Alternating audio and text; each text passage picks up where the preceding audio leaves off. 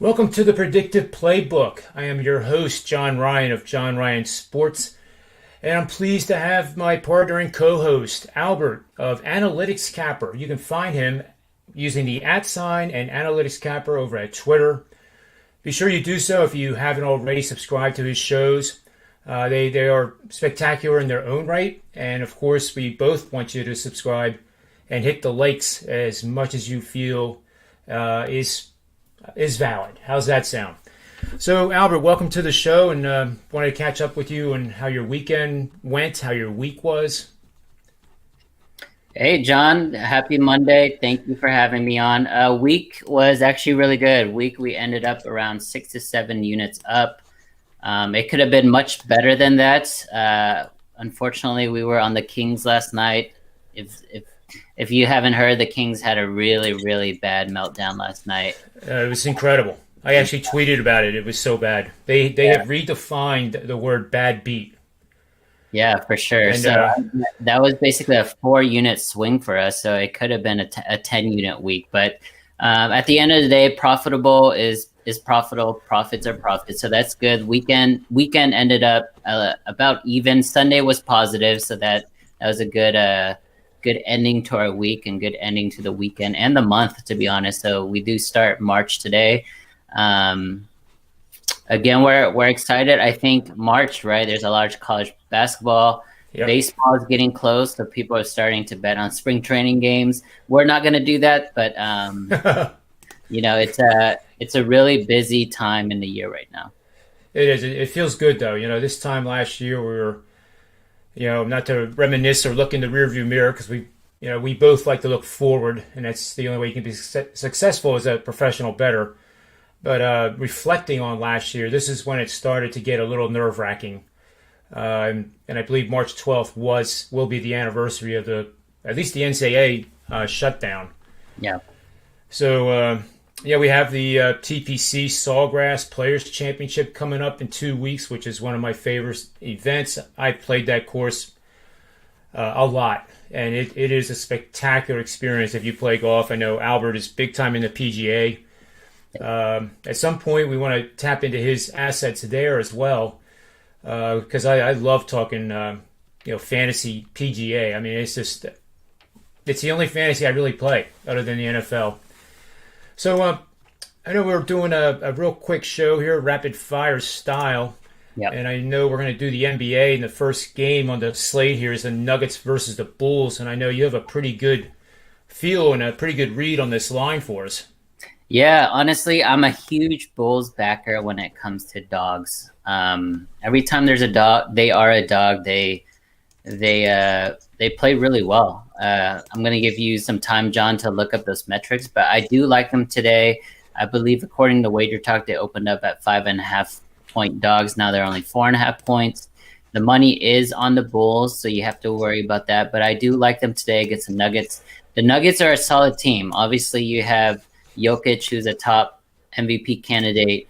You have Jamal Murray, who recently just went for 50 plus, but they don't play any defense on that team. The loss of Gary Harris has been really big for them. Paul Millsap, I believe, is still out.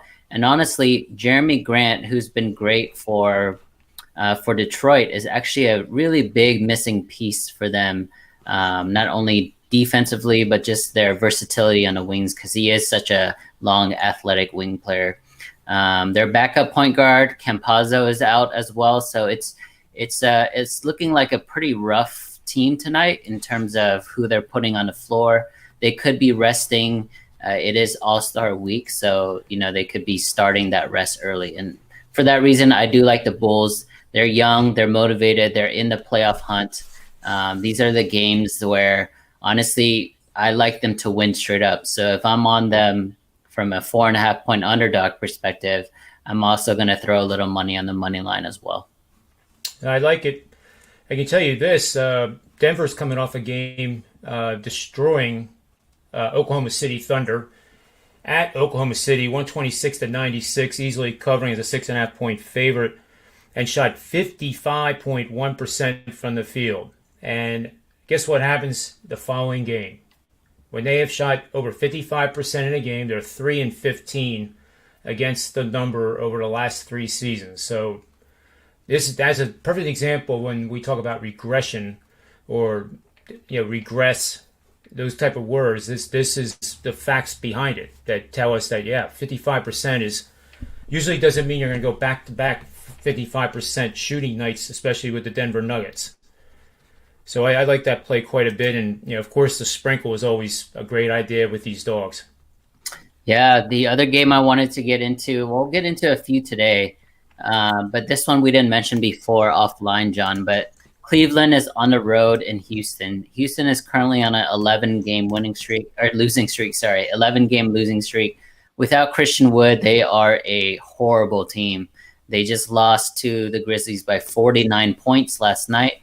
It's, I believe, the Grizzlies' biggest win in franchise history. It's the Rockets', I think, third or fourth largest loss in franchise history. And they opened up as 4.5 point favorites today at home against Cleveland. I love Cleveland in this spot. I don't understand why Houston is favored. I think the wrong team is favored. But if that line stabilizes, it does give me a good tell that Houston is a sharp play. So it opened at 4.5. It's now down to 2. If it goes back up, then I might rethink about my Cleveland position.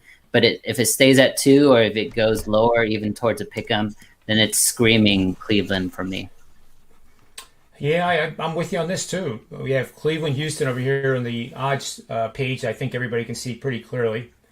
If you can't see it and it's not big enough, say something in the chat box there, and I'll adjust it. But from where I'm sitting, I can definitely read it. And I'm sorry, Cleveland is on the road here, and they're actually getting points, and they're the better team right now, as Albert had mentioned.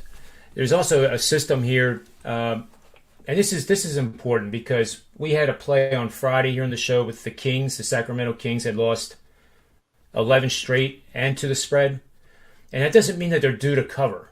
And I emphasize that because I had a play from the machine learning applications that was on the Kings.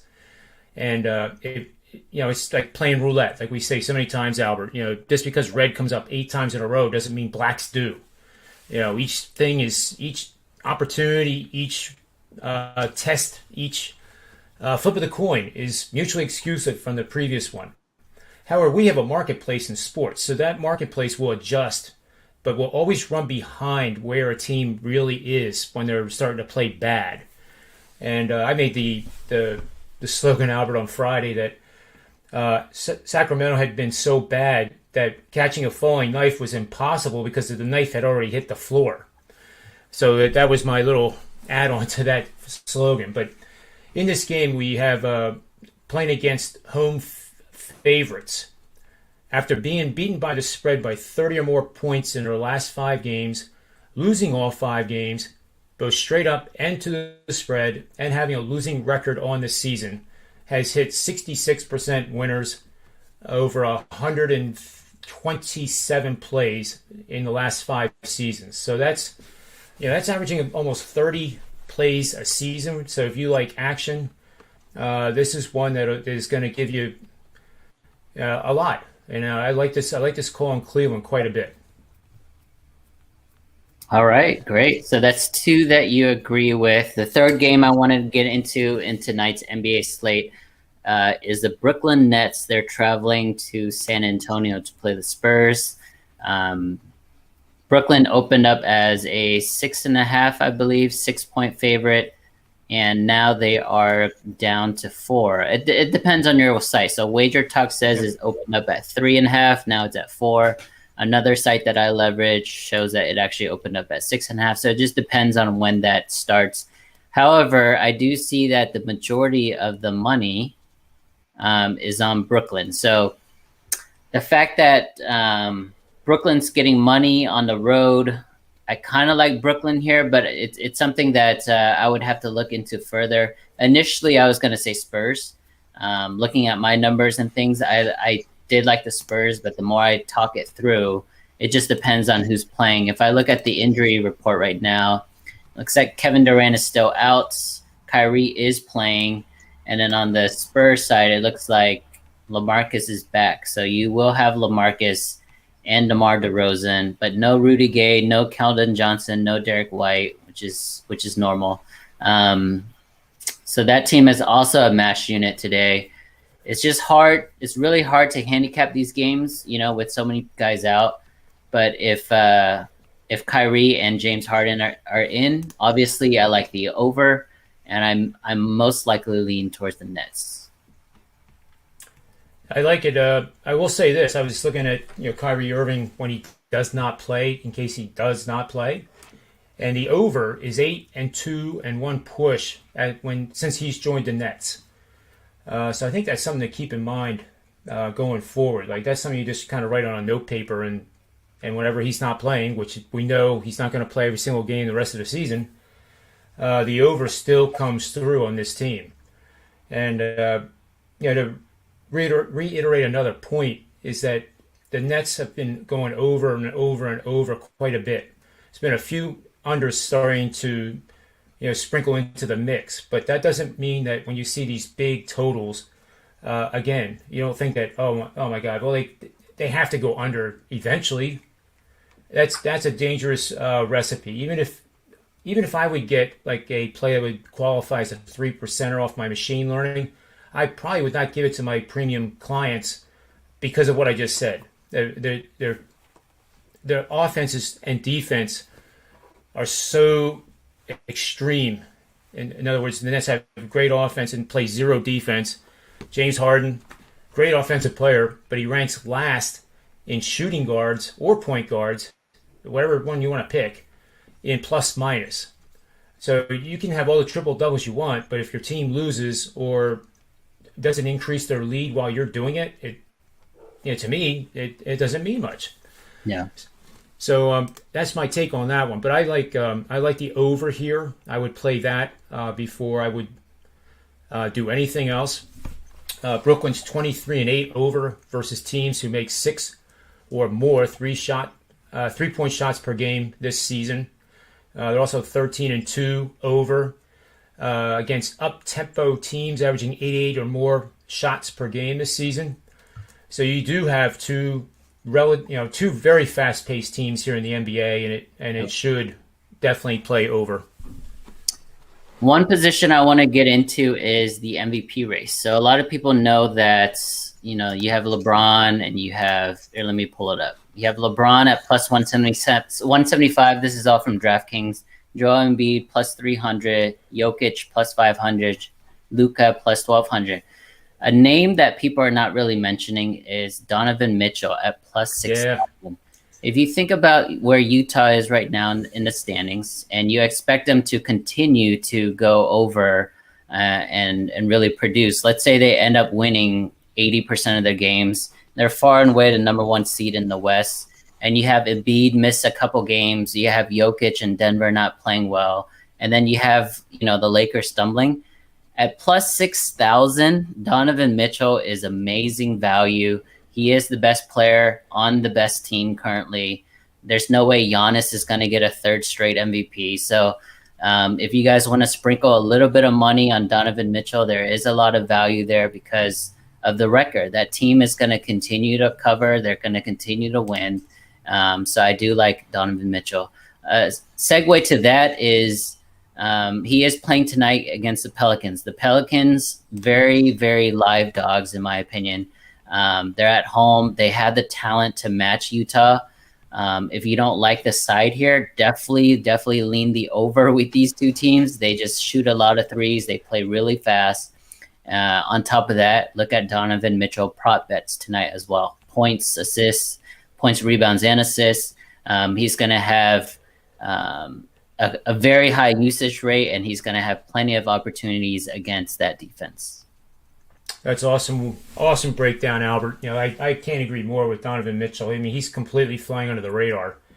And the way you worded it, the best player on the best team. And that is usually how the MVP has gone historically. So if they were to win the whole thing, which they're fully capable of doing, I think you have a great betting idea here. 6,000 to 1. I mean, that's 6,000. I mean, if you look at DraftKings right now, there are 10 guys with that are ahead of him, and Utah's by far they have the best record in the league, and you expect them barring any injuries, of course. And they're actually sustained through a Boyan injury, a Mike Conley injury. But let's say they stay relatively healthy the rest of the year. I think they're going to run away with the number 1 record. And if you have Embiid sit out, if you have LeBron miss a few games, you never know, right? So Donovan Mitchell is, I think, is kind of free money right now. So I would probably jump all over it. Albert, out of curiosity, I haven't looked on DraftKings, but do they have any like Defensive Player of the Year odds? They do. So I'll run you through the top 5. So Rudy Gobert is a -200 favorite. Miles Turner a +300. Ben Simmons +600. Giannis +1400, and Embiid at +1400. I'll take the kid named Simmons, and I feel as strongly about that as your Donovan Mitchell. And obviously, the odds aren't as good, but Simmons is. If you look at his body compared to last year, he's obviously worked out a lot during the pandemic, and is really evolving into a dominant player. And I can say at both ends of the court, he's making more and more free throws per game. He's going to the rim with, kind of like a LeBron James. I just get out of my way. You're not going to stop me, and don't even try. And that was the part that was missing in years past. But defensively, the guy is ridiculous with steals, and he anticipates better than I think any player I've ever had the privilege to watch live. It's like he's in the brain of the point guard that's bringing the ball up, and a lot of times he picks off that first pass. As far as wing players are concerned, I think it's him and Kawhi and nobody else. Yeah, I agree 100%. Yeah, yep. Their length, their anticipation, and their strength really gives them the advantage over any point guard, any guard, and then they can guard all the way up to 4 and sometimes small 5s. So I agree with you. I love Ben Simmons. I've always said it. Ben Simmons is an elite NBA defender. Sure, he doesn't have a jump shot, but there's more to basketball than just shooting the 3-point. I think Ben Simmons is pretty underrated. Obviously, the generation growing up today in 2020 or 2021, we really just focus on the pace and space and the scoring and the shooting, but there's more to that. And I really wish that NBA fans realize that stopping someone from scoring is just as important as actually scoring yourself. So I do like Ben Simmons. And the thing about Ben Simmons is he's always going to guard the best player. You see sometimes, whether it's a Kawhi or, a Kobe or Jordan back in the day, they were elite defenders, don't get me wrong. But they would save their energy until the fourth quarter and then start guarding the Clyde Drexlers and start guarding the whoever's. Ben Simmons, no, he's on your number 1 guy from the first minute to the last minute, whether that's Harden, whether that's Durant. Like he's just an alpha when it comes to defense, and I love that pick. Good job, John. Yeah, thanks, Albert. I appreciate it. I think we both helped each other out here, and that's what our show is all about. I wouldn't have had Donovan Mitchell on my radar perhaps until probably, the odds were down to, plus 800. That's maybe when I would have noticed. Now I have a chance to get it at 6,000, which is, that's hard to even believe that you can get a player of that caliber at that price tag. And that just goes to show the market. The betting public loves those guys that are ahead of them. And everybody thinks Utah is just, a lot of the betting public thinks that Utah is a fluke. And they're clearly not. And betting against them, I think, is probably the worst thing you could possibly do other than play the under Nets games. Yeah. And again, we do want to reiterate, it's still a plus 6,000 bet, right? This is not something where you bet the house on or you put a full unit on. These are still very, very long shots. If you look at Donovan Mitchell's metrics, he's averaging 25, 5, and 5. Nothing spectacular, but we're banking on the fact that he is the best player on the best team. And if there is some regression or some fallback with the Embiids, Jokic, and LeBrons of the world, then Donovan Mitchell, I think, should be currently already number 4. But the fact that he's the 10th in odds in terms of MVP, I think it's great value. So, yeah. Yeah, no doubt. And quickly, if you have time, Albert, in the Philly game tonight, Embiid's listed as questionable. And Indiana's missing their shooting guard, or no, he's listed as questionable too. Tobias Harris missed the last game for the Sixers. They also had an embarrassing loss to the Cleveland Cavaliers. And I believe that game was in overtime. Overtime loss making it worse. Yeah. Why do you think this line is -4.5 after opening at 5, and Philly's at home where they've lost so few times it's not even funny. They're coming off a home loss. I can't even tell you the last time they actually won back or lost back-to-back home games. Yeah. But this is scary to bet the Sixers. When I think the line should be 7.5 and I'm getting it cheaper at 4.5, I feel like something's up. Oh yeah, that's a big trap line for me. Philadelphia is one of the, upper tier teams that are looking forward to the All-Star break, in my opinion. I think they have a few guys that are, dealing with nagging injuries that have played through it. Not only Embiid and Tobias, but guys like Shake Milton, Seth Curry. Those guys have been in and out of the lineup all season, and I think this week off is going to be big for them. So this is a game where they may overlook. They obviously overlooked the Cleveland game from a couple nights ago. So this could be another one. If this was on national TV or if it was a marquee opponent, I would say Philly for sure. But, this is kind of like an under the radar game that no one's really going to talk about. No one's going to talk about it if they lose, 3 weeks from now. So I wouldn't go with Philadelphia, especially if you look at that wager talk board on the screen right now. 70% of the tickets are in Philly, 86% of the money is on Philly, but the line is going towards Indiana. That's a classic reverse line movement. I would stay away or maybe jump in live. We didn't really talk about live betting today, but that's always an opportunity. Yeah, you're right. It's conceivable you could get Philly in-game at Pick'em. And I think that's probably where I would start if I was going to bet in-game. I think I'm going to just not even bother playing it, maybe just watch it and see what happens. One prop bet that might be worthwhile doing would be Ben Simmons triple-double since Embiid is out. If Embiid is out, he's listed questionable. Usually when he's questionable, he's not playing. Then obviously that's going to give Simmons a higher probability to get that triple-double. So that's something I would look at. I use BetMGM, and they offer the line bump and all that kind of good stuff. That when I see something like that where it's offered and it's offered at plus 50 more on the money line bet, then I do jump on it. So I'll have to see if they actually offer one of those opportunities tonight. Yeah, that's a great call. Right now on DraftKings, all the 76ers prop bets are off the table. So I think, the fact that Joel and Tobias are still questionable, there's really no news about it yet. I don't think the books want to put any of their liabilities out currently. Yep, I agree 100%. I wouldn't either. Anything else, Albert, for today? No, for the NBA, that's really it. I'm still recovering from the Kings last night. But it was a profitable NBA week altogether. I can't complain. I just wish it wasn't the last bet of the week, right? It leaves a bad taste in your mouth. Last bet of the month too, so it's kind of like a double whammy there. But it's a brand new day today.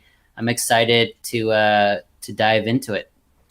So let's recap our best bets for the TV show part. So we agree on the Bulls, the Nets. We have the Utah Jazz. And then we have Donovan Mitchell. I think the Utah New Orleans over. I don't know if I have a position on the side there. Oh, that's right. Yep. And then we passed on, I believe, everything else, right? Yes. Yep. Yes. Yeah, good. So that's the Bulls, Nets, Utah Jazz, Pelicans over, and Donovan Mitchell at plus 6,000. And we're going to add Ben Simmons in there too for Defensive Player of the Year. Beautiful. And we'll call it a day.